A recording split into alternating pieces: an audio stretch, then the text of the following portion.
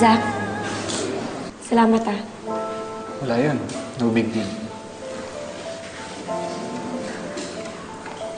Hoy, kayo. Ano bang problema nyo?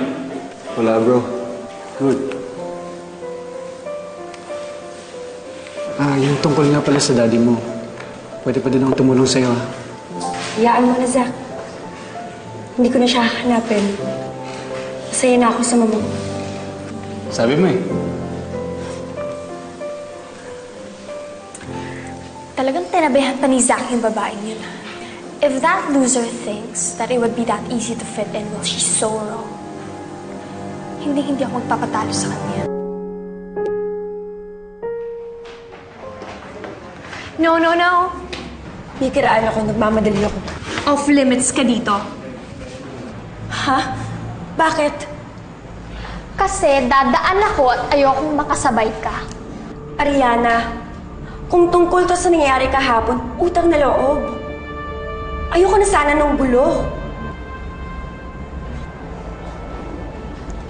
What if gusto ko pa? Ha?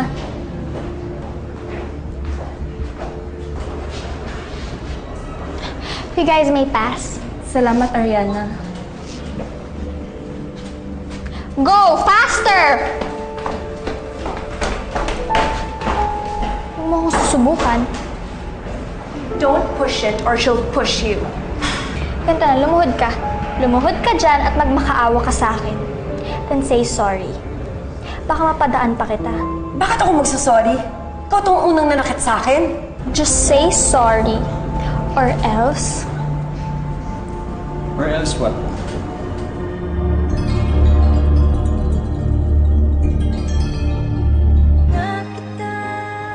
Zach, I just want her to apologize to me.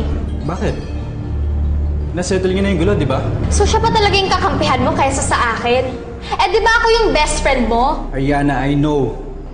Pero kaibigan ko na rin si Maricel. What? Eto, ipagpapalit mo ako sa babaeng to?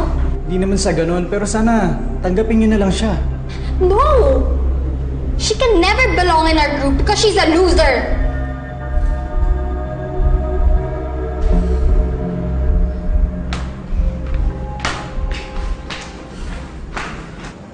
Wala na sila. Tara. Zach, ayoko naman makagulo sa inyo. Ayoko na rin ng away. Ayoko na ma-office. Look, Maricel,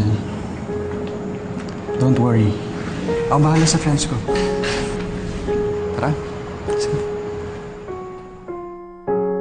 Parang si Maricel pa yung pinipili ni Zach over us. Siya pa talaga yung lapit ng lapit sa Jologs girl na yun, which is why I don't get him.